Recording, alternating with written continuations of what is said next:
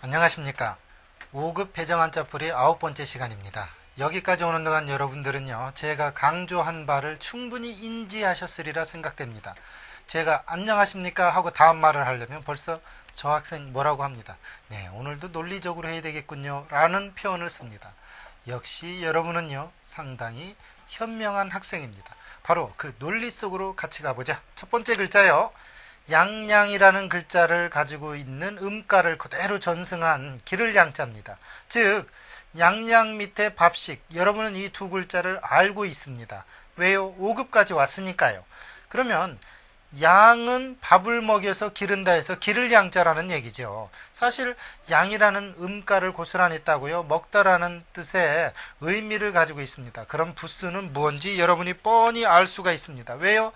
음가를 나타내는 부수는 부수가 아니라고 배웠죠. 그러니까 뜻이 의미 요소가 부수입니다. 그럼 이것은 부수는 당연히 밥식이 되겠죠. 이런 것이 시험 문제에 잘 난다는 얘기죠.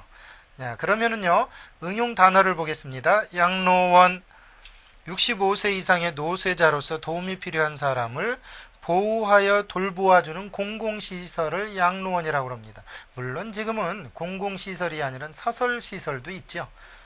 양육 그러면은요, 어린이를 길러서 자라게 하는 그러한 것을 양육이라고 합니다.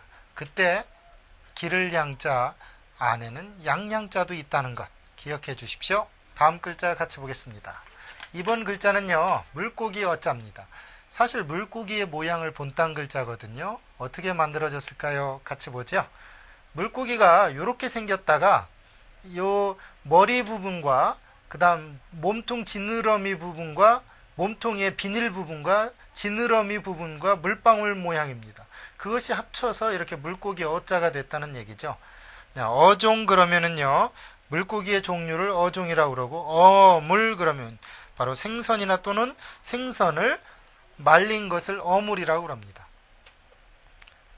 사실 어물전 망신은 누가 시킵니까? 네, 꼴뚜기가 시키나요? 집안 망신은? 네, 그렇죠. 절대로 여러분이 안 시킵니다. 네, 다음 글자 같이 보도록 하죠. 네, 이번 글자는요, 고기 잡을 어자예요. 그런데 어부할 때 어떤 아이들이 언뜻 고기 잡는 사람이니까 고기 어자 쓰면 되겠구나 라고 생각을 해요. 사실은 잘못된 거죠. 왜요? 보면 이해가 됩니다. 같이 보죠.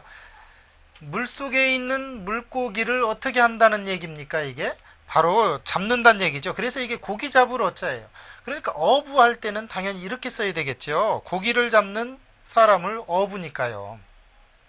어촌 그러면 고기를 잡는 마을일 거고요. 이처럼 삼수변과 물고기어를 합쳐서 물속에 있는 어떤 물고기를 잡는다는 데서 고기 잡을 어자가 쓰인다는 것. 그것이 바로 어부할 때 쓰인다는 것. 잊지 마십시오. 네, 다음 글자 같이 보겠습니다. 다음 글자는 억억자죠. 요즘 억은요, 돈도 아니고요, 숨쉬는 소리도 아닙니다. 그저 뭐 하는 소리예요? 그렇죠. 수 개념의 윽소리밖에 없습니다. 사실 정치에서 억 그러니까 요즘은 대박해도 억은 포함이 되지 않더군요. 수십억, 수백억입니다. 그러면요, 어떻게 만들어졌는지 같이 보죠. 지금 이 억억자는요, 사람이 뜻을 편안하게 해야 한다는 그런 뜻이었습니다. 즉 이게 뜻의자였거든요. 소리음 밑에 마음심, 즉 마음에 있는 소리를 내는 것은 그 사람의 뜻이다 해서 뜻의자였죠. 그래놓고 이것은 사람입니다. 사람의 뜻을 편안하게 해야 한다는 뜻이었어요. 첫 출발은. 그러다가 이것은 참 상당히 많은 노력이 있어야 된다 해서 많은 수를 나타내다가 얘라 모르겠다 수억으로 쓰인 거죠. 네, 수억 쓰인 겁니다. 억만년 그러면요, 끝없는 오랜 세월을 억만년이라고 그러고요. 수년 그러면 또는 수억년 그러면 바로 억이 두 손업에 곱절되는 수율을 그렇게 얘기하겠죠. 지금 보니까 여기서 수년 그랬죠. 사실은 여기에 억억자가 들어가야 되겠죠. 수억년, 바로 한 2, 3을 수라고 보통 넣죠. 그러니까 언뜻 보면요. 수억 그러면 억의 두서 배 정도 되는 그런 해를 수억년 이렇게 써야 되겠네요. 지금 이처럼요. 한자는 본래의 의미보다 또 다른 뜻으로 쓰이기도 합니다. 이 어걱자가 원래는요. 마음이 편안해야 된다는 뜻이었다는 얘기죠. 사람의 뜻을 편안하게 하다라는 편안할 억자였다는 얘기예요. 그러다가 마음이 편안하기 위해서는 수많은 괴로움이 있어야 된다. 있다. 이런 의미에서 많다라는 것을 표현하자. 그래서 수억이 됐다는 얘기죠. 네, 다음 글자 같이 보도록 하겠습니다. 이번에는요. 뜨거울 열자입니다. 뜨겁다. 과연 어떻게 만들었을까요? 같이 보겠습니다. 지금 이 뜨겁다라는 글자를 알기 위해서는 더울 열자를 알기 위해서는 뜨거울 열, 더울 열자를 알기 위해서는요. 바로 이 부분을 알아야 됩니다. 이것은 여러분이 불화, 즉 연화발이라고 그랬죠. 불화를 좀 더 이렇게 띄어서 놓으면 이게 연화발이죠. 그래 놓고서 이 글자가 무슨 자냐? 형세세 기세세자입니다. 즉 불의 기세가 뜨겁다는 데서 불의 어떠한 형세가 뜨겁다는 데서 이게 뜨거울 열, 더울 열자 이런 자가 됐습니다. 열열이 할 때 열열은 더할 나위 없이 강한 걸 열열이라고 그러고요. 그 다음 열기 그러면 뜨거운 기운을 열기라고 합니다. 여러분은 지금도 5월의 전설을 기억합니다. 그 뜨거웠던 열기를 기억하죠? 대한민국 월드컵이 있었죠. 그런 의미에서 여러분은요. 수많은 열기와 열중을 하십시오. 그 전설을 여러분의 바로 가문의 영광으로 만드십시오. 그러기 위해선 논리를 배워야 되겠죠. 다음 글자 같이 보겠습니다. 이번 글자는요. 잎새 옆 나뭇잎을 얘기하는 자입니다. 어떻게 만들어졌는지 같이 보죠. 네, 풀초 옆에 가늘다라는 뜻을 가진 자입니다. 즉 이게 가늘다, 얇다라는 자를 가진 글자입니다. 즉 무슨 얘기냐면요. 이게 풀이고 이게 나무 가지고 거기에 잎사귀가 가늘게 붙어있는 모양이에요.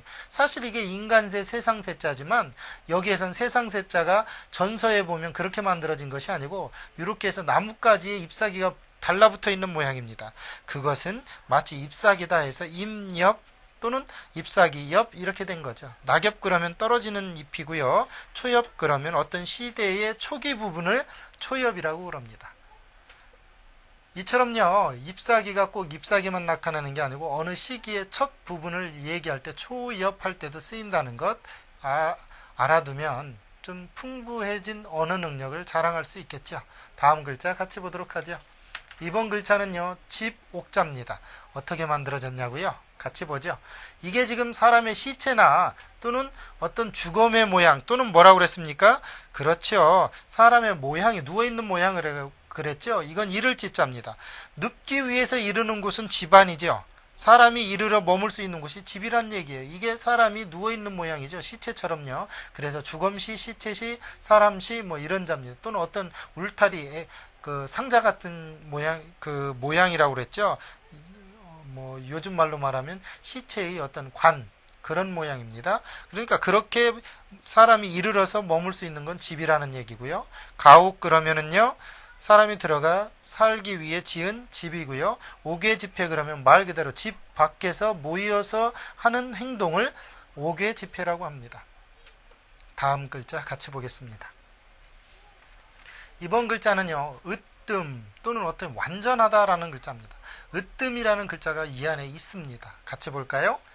이것은 집이고요. 이건 으뜸 원자죠. 즉 으뜸이라는 글자가 꼭 으뜸 외에도 뭐냐면 근본 또는 완전하다라는 겁니다. 집안이 완전한 사람은 뭔 얘기입니까? 그 집안은 온전하다는 얘기겠죠. 그래서 온전할 온자입니다.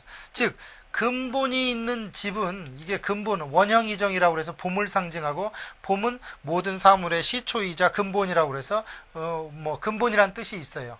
즉 근본이 있는 집은 그 집은 온전한 거예요. 여러분들 근본 있는 집이 되십시오. 완결 그러면요 완전하게 끝맺는 거고요. 완성 그러면 완전히 성취하는 게 완성입니다.